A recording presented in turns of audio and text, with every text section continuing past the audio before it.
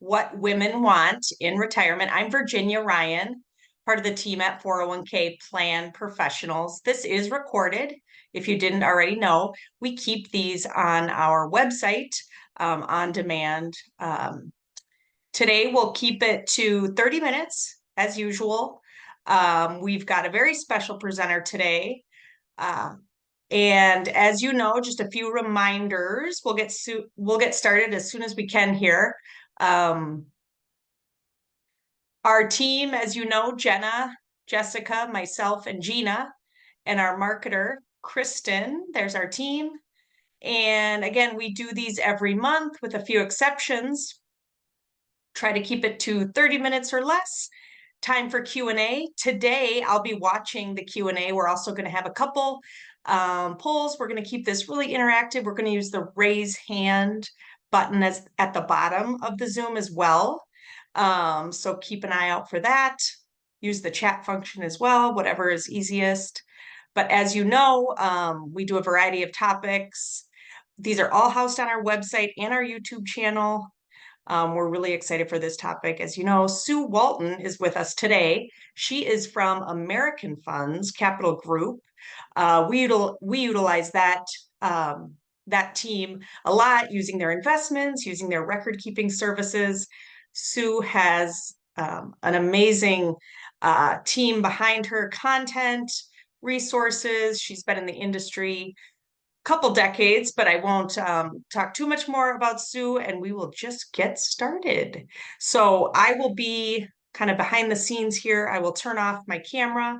I will leave it to Sue, but again, we want this to be interactive, and I will let Sue get started. Thanks, Wonderful. everybody. Thank you so much for the great introduction and appreciate everyone being here this morning. This is obviously a topic that's near and dear to me.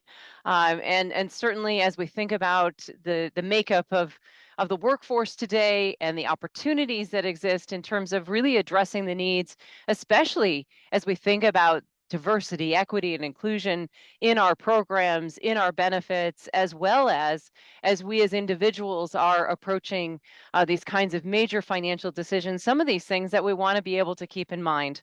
Now, as was said, we are going to be hopefully have some interaction here. We're a small group, and I feel like that gives us that opportunity. Stop me, ask me questions. Let's make this a dialogue.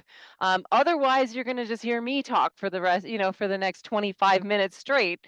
But hopefully, I'll take a breath. We'll get some questions in, and we certainly want your perspectives as we go along to make this as helpful to you as absolutely possible. If we think about kind of the agenda today, thinking about what we know or what we think we know about women investors, and certainly those sharing some perspectives across the generations, because as we've seen in the workforce, the gender gap continues to widen in terms of the participation we have of folks that are of all different ages, coming from all different kinds of backgrounds, and influenced by their upbringing and certainly their generational perspective. Now, we know women face very unique challenges. And how do we think about those in the context of being productive, both from a plan sponsor perspective, as well as an individual investor on some opportunities there and some practical considerations? I'm not going to leave you just with all the bad news about the challenges that we have, but certainly are there some opportunities as we as individuals, as well as plan sponsors, might have to try to close that gap for women in retirement? Now, as we said, we want your participation. You'll see down, I think probably in the bottom rail, you'll see that opportunity to raise your hand. I will be asking a series of questions in terms of where your perspectives are and in the gender differences we see today. Now, is it your opinion that the primary financial decision maker, are they women? Feel free to raise your hand now. And I'm not sure we're seeing participation quite yet, but Virginia, do you see the hands going up? Yeah, if you go to participants and attendees. Oh, got So it. Yep. Thank you. Thank you. I'll just open it. yeah, Ah, there we go. Okay. And how many of you feel like the financial decision makers are mostly men? So for those of you who put your hand up, let's take it back down and put your hand up again. Oh, perfect. Now I'm seeing the results. Thank you. And now I've lost them. that presentation as I focused in on that. Hang on one second. Sorry, technical challenges. So I think the opportunity here is, yeah, we're both kind of right. Today, as the data shows, men are the primary financial decision makers. But good news, as we look out into the future by 2030, we expect that women will control over $30 trillion in financial assets. And really, this is a generational perspective, right? We've got the boomers who are booming into retirement today. Most of those accounts are held jointly, joint households, men and women, but where the men are the primary financial decision makers today, now, they're going to die soon. So the reality is that shift of power goes to women in most cases in terms of managing what we expect to be roughly $11 trillion in assets and putting that into play where women will be the financial decision makers for that. We have seen statistically that women tend to outlive men by about 5 years.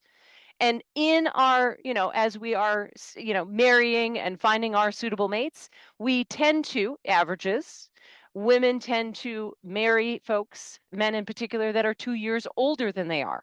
So not only do we have men dying sooner, women living longer, now we've got the shift of some of these financial assets going to women. So into the future is female for sure. Now, if I had to guess, higher risk takers, how many of you would say men are higher risk takers? Hands up. And I would expect a lot of our panelists would, or our participants would agree. Yep, 7 folks have put their hands up and agree that men are the higher risk takers. Given our percentage of folks that are here, I can just show you the data is absolutely true. Men tend to take higher risks. Women tend to have a lot more fear around money management, not as much confidence, tend to be more concerned about meeting those financial goals than taking higher risk. Now, if we looked across the generations, we've seen, yes, men tend to take higher risks, but they don't always get the same positive results for taking that risk. So there are some opportunities there from a portfolio construction standpoint.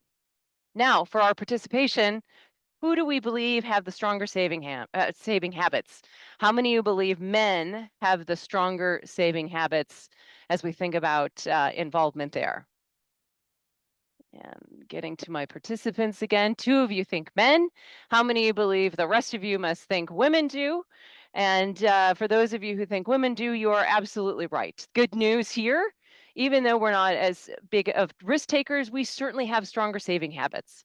Now, as much as I don't like to quote my competitors in terms of data that's out there in the marketplace, the reality is of employees that have salaries between about 75,000 and 100,000, 92% of women are participating in company sponsored programs, company sponsored retirement plans versus only 86% of men. So, when offered, when available, women are more likely to be participating and participating in a meaningful way. So, we do have that opportunity. We are capturing their attention. And I think that is of a good note as we think about, what does this mean for plan design? What does this mean for the kinds of offerings that we have in the retirement space? Now, how many of you believe that who's more motivated by wealth? Is it men versus women? Let's put hands up if we think women are motivated by wealth. And then we'll see what our participants say. Okay, you've got this already. You're down to the strategy. Only one of you might believe that. The reality is men are more voted.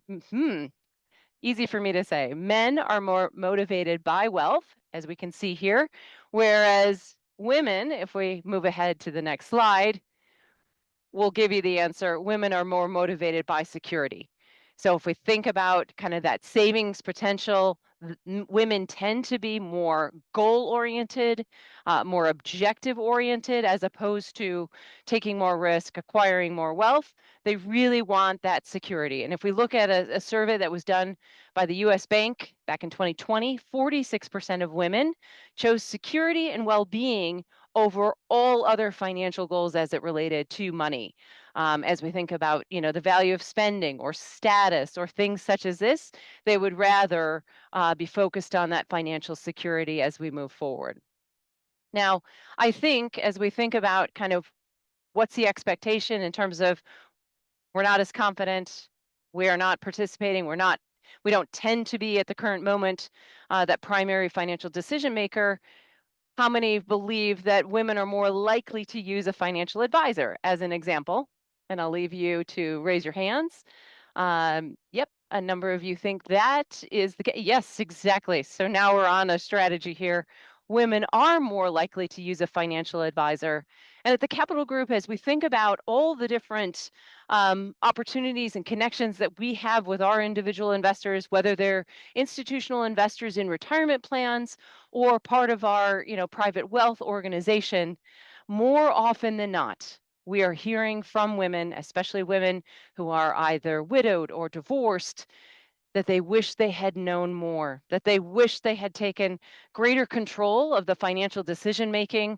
As a matter of fact, 59% have stated that very specifically, and 98% would say they would advise other folks, other women in particular, to get more involved, to have greater insights, to be part of that process. So I think the opportunity here is really quite great as we, think about that involvement, to think about, where we are both from a plan sponsor as well as individual perspective. How do we think about the workforce that we have today, the women in our workforce, and certainly as ourselves making these financial decisions? Now, as I stated up front, we know, having that generational perspective is really important, right? We are tremendously influenced by the situations that we've seen over the years. When we have come to, as we're coming of age, as we're entering the workforce, it's the experiences that we've had. But it also impacts how we think about money and how we think about that opportunity and the confidence that we have.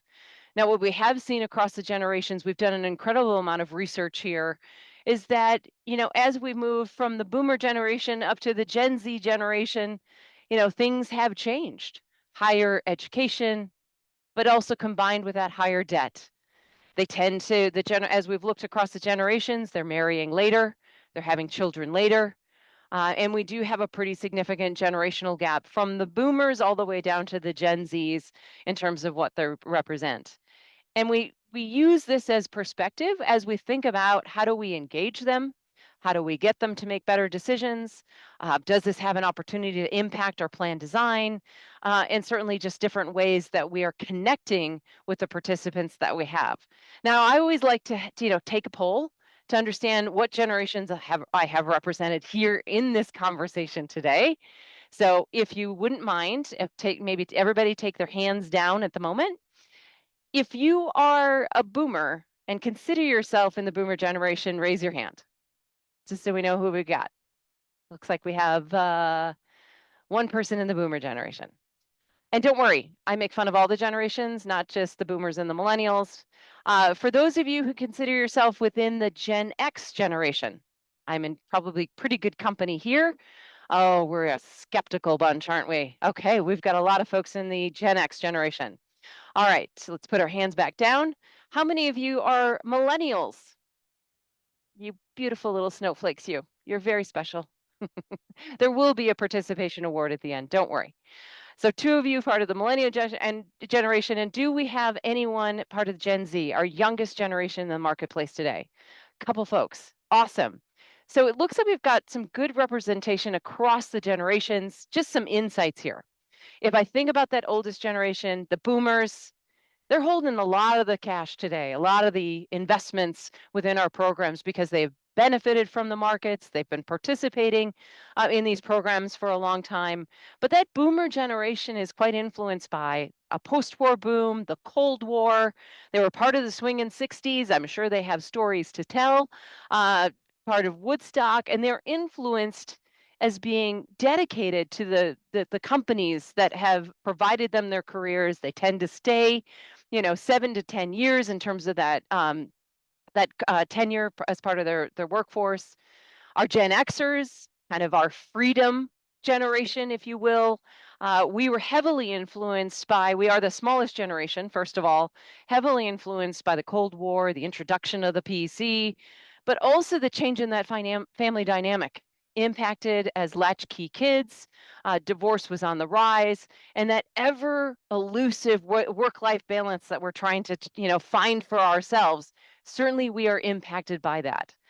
We tend to stay at our jobs between 5 and 7 years, so we're already thinking of that tenure. We look for opportunities. We want to participate as part of that process. Now, our millennials, I know millennials, they get a lot of a hard rap here in terms of what their influences have been. These folks have seen some things, right? From the generational perspective, 9/11, influenced by that, social media and reality TV, the value innovation, they want to be recognized for their achievements, for sure. But the challenge here, the opportunity here, they will represent 75% of the workforce going forward, starting in 2025 and 2026. They represent a huge percentage of the workforce today. And finally, our Gen Zs, our newest generation into the workforce today, they are technology natives, probably born with a cell phone connected to the end of their hands. They don't know a world without the internet. So certainly from that perspective, they are more focused than any other generation on social justice, racial equality. And these are things that they are, as a generation, enthusiastic and idealistic, and they're really seeking a sense of purpose and belonging as it relates to the workforce. But what kind of impact is that going to have in terms of how we think about those financial decisions? If we break it out by women and generation, how do we think about where they are turning for their financial insights, financial information? And we have seen this shift pretty significantly over time. If we relate back to the baby boomers, who are they looking to for information? They're more likely to be looking at financial professionals, such as an advisor. They may be relating back to family and other folks. But as we move to that younger generation, how we are connecting with them in their financial decision making process, they are more heavily focused on social media and other access in terms of helping them make those financial decisions. So that's where we're going to connect with them. We've heard the phrase, the overused phrase at this point, the opportunity to meet people where they are. We need to understand who they are, where they're getting their information, who are they relying on to be able to make that connection most effectively. Now, one of the key areas in times of stress. I mean, when everything is going well, there's less to worry about. But when we have times of financial stress, how does that change the perspective of what our generations are doing, women in particular, as we relate to some of those financial decision making? We use the global financial crisis, I'm sorry, the global pandemic as an example of a time period where there has been financial stress. We know COVID impacted certain generations and certain genders certainly more than others. From a generational perspective, millennial women and millennial women of color were the most impacted in terms of job security, financial impact than any other generation in the marketplace. But what kinds of financial decisions were being made? Things like adding more money to an emergency account. Maybe some folks found themselves a little underprepared as it related to some of the financial stresses. Putting some more money, putting off spending more money from big expenses, increasing their savings rates. And you can see from a generational perspective, our baby boomers are kind of feeling okay. Not as impacted, but certainly our millennial generation, we see them making a lot more focused changes in terms of how they're thinking about their finances, how they're organizing their financial wealth.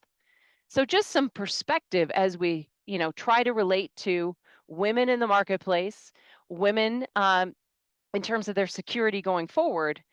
And we know we cannot sugarcoat this at all.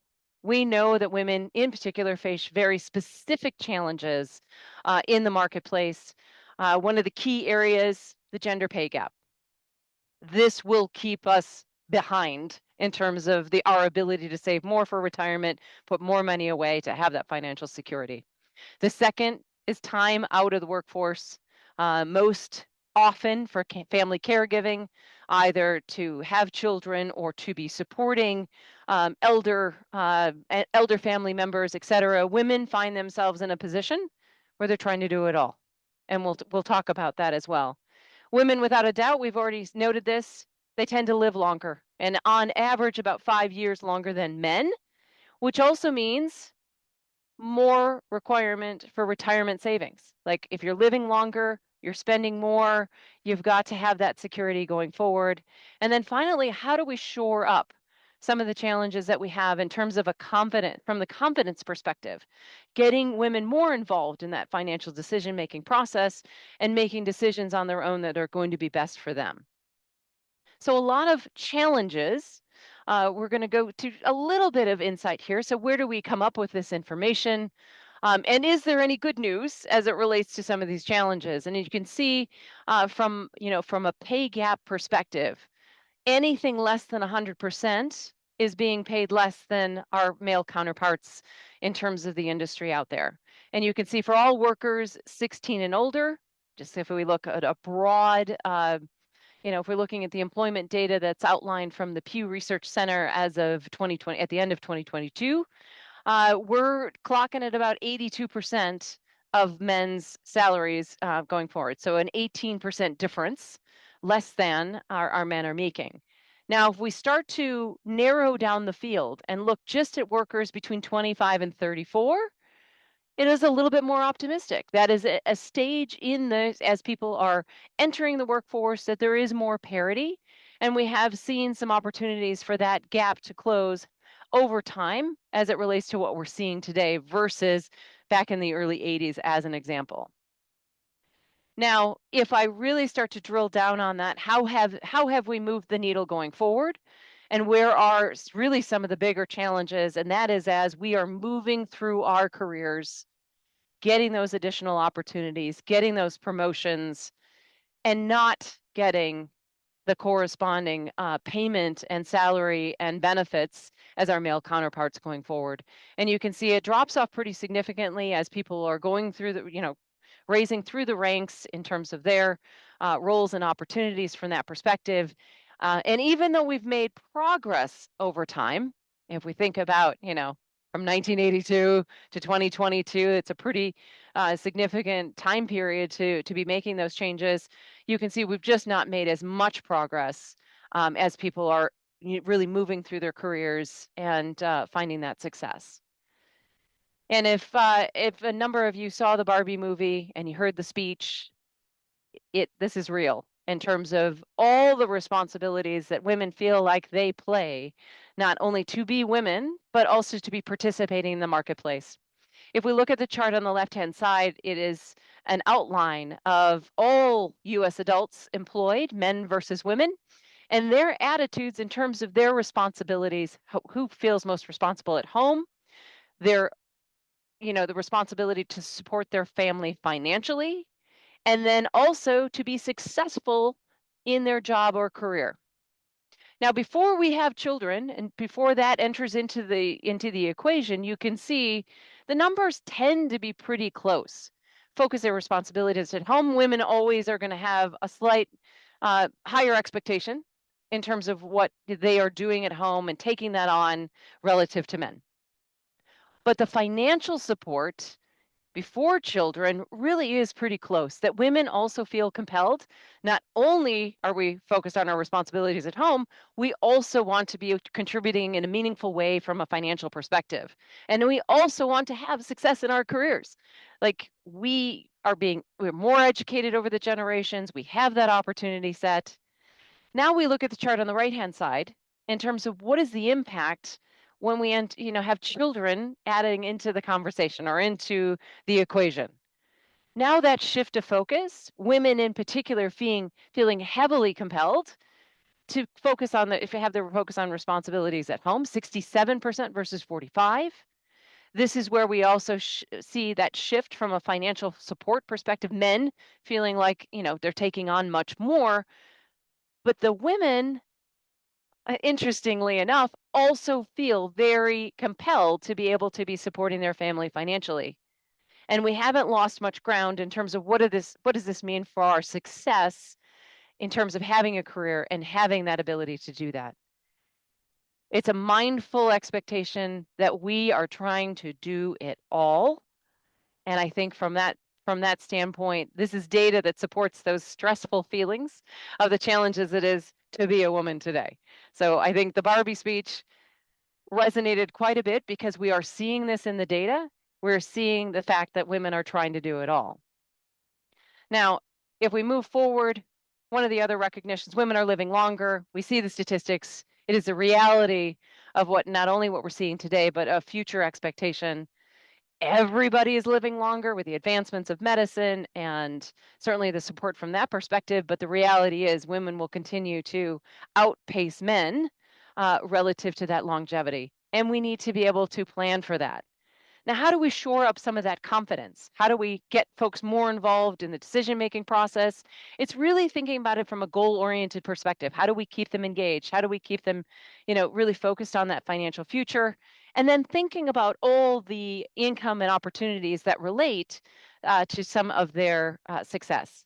Now we know we've got some practical considerations here. I know I've talked quite a bit, so maybe let's focus in on some of the things that might be most helpful to us. We know we've got global perspectives. Let's not just think, very focused in terms of what we've seen in the US, but are there some opportunities globally?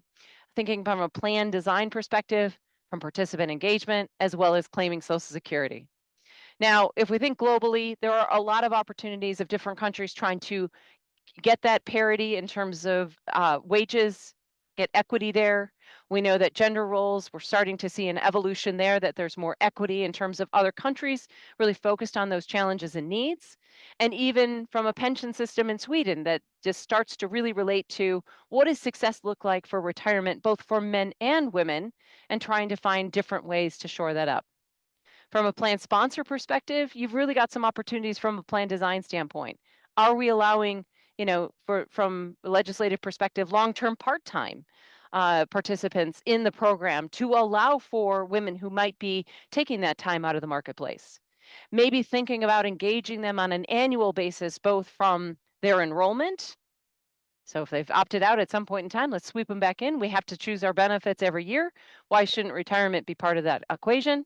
Certainly from an investment perspective, making sure that they're invested in the right place at the right time.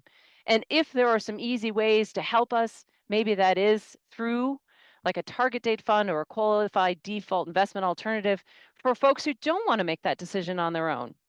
And we know engagement is going to have to be a pretty significant part of that. Let's meet them where they are. Let's understand who they are in the marketplace. And we know from that standpoint, even as we think about diversity in the marketplace, that we've got opportunities to be engaging folks in different ways to have more successful outcomes. And maybe kind of the final comments I'll make here is really this consideration of what happens in retirement. Having an understanding of the sources of retirement income, where is that coming from? And how does that relate to, if we think about those goals and objectives that we might have to be successful, how does that relate to maybe setting up a budget? What do I need to have in retirement? What I want to have in retirement? And creating the right solutions that can identify with our folks here. Social Security, we'll just mention it here. It has a significant impact in terms of when and how you claim. And that will, as part of that equation of retirement income solutions, we've got a lot of insights here. Um, that's a whole nother presentation in and of itself, which was probably part of the webinar series. And I will leave you with these kind of final thoughts. As we think about the demographics that we have in the marketplace today within our workforce, as us as individuals, there's an opportunity to identify who's being left behind and are there some ways that we can connect with them? Are there gaps? We've noted from a pay perspective, we've noted from a savings perspective, how do we get folks more involved, get them more comfortable? And are there opportunities as we think more broadly in the marketplace, considering other ways of doing things, considering other ways from an investment perspective, a connection perspective, that we might get women much more comfortable to find that financial security that they need? So those were all the formal comments I had. I am right at time, so I will stop sharing this. If there's maybe a minute or two for folks that might have had questions, I will turn it back over to you. Thank you so much. I loved all that info, and thank you for bringing up the Barbie speech, one of my favorite motion picture. Um, uh, I mean, that was one of my favorite movies, let alone pieces of history making moments. So thank you, Sue. We do have a question, so let me read that. What does the data imply for 401k plan design options? So you did mention at the end, and I can answer a little bit of that, but I'd be curious what you have to say too. Yeah, I I think think, what, oh, go ahead. yeah, I'll let you lead and I'll add to it. How about that? yeah, I did like how you said the re-enrollment and some of the QDIA options, which is really helpful, coinciding with open enrollment with health benefits. We have seen that in some of our clients where they will do a sweep. Um, I think that is helpful, bringing it to the forefront annually instead of kind of the opt out once, out of mind, out of sight, never again. That would be my kind of response, Gary. But go ahead, Sue. Well, and included in that, from a plan is eligibility. Is there an opportunity to be more consistent for what's allowed in terms of long-term part-time? Like, can I provide access for more people to be participating? Because we know once we have it and we have access, that women are more likely to be participating. And then let's make sure in the auto features, in the sweep every year, in the investment selection, that we're helping them make the right decisions as well. Because 6% is better than 3%. Let's make sure that people are able to do as much as possible. Auto increases, because if you're doing it for me, I'm less likely to have to engage and make another decision. So that I think from a plan design perspective, we've got a lot of opportunities to get women on the right track and certainly help make up even, where some of the gaps might be today.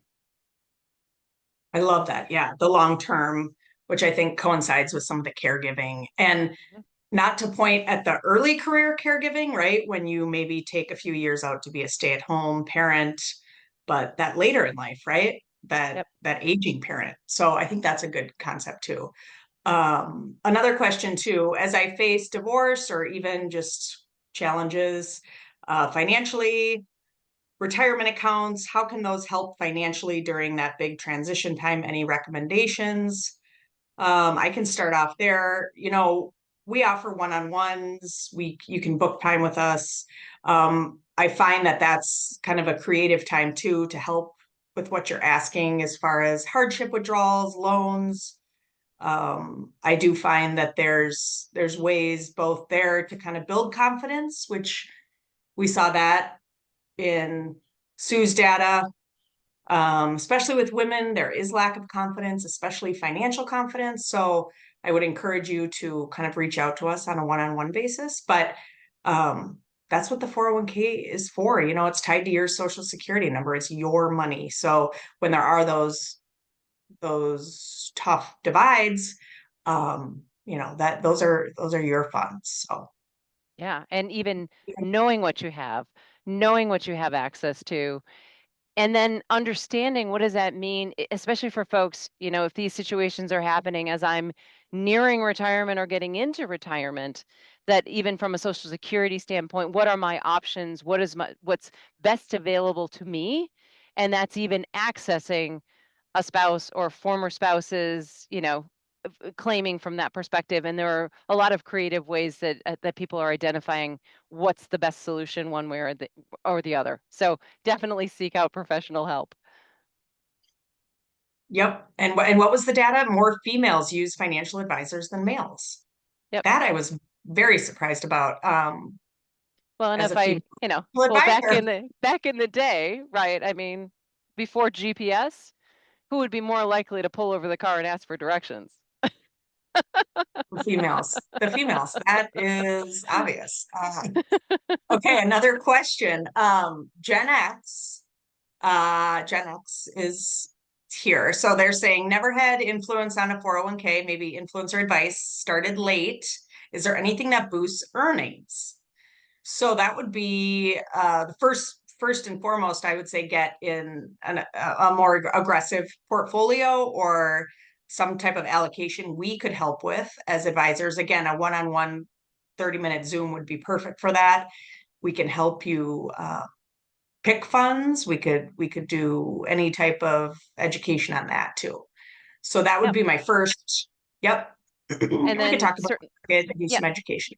certainly from a plan design perspective, the opportunities Secure 2.0, creating even additional opportunities for catch-up contributions. So if you got started late, we still have more opportunities. You have the flexibility to put away more. And in some of these situations, we're in a different position financially, most likely, having gone maybe past the raising of families and paying for colleges, that now there might be some more additional income that we can put away for retirement. And our Secure 2.0 legislation is helping us do that. Yep. Yep. Congress is allowing some More options catch-ups. to Yep. save more. Yep. Exactly. Lovely.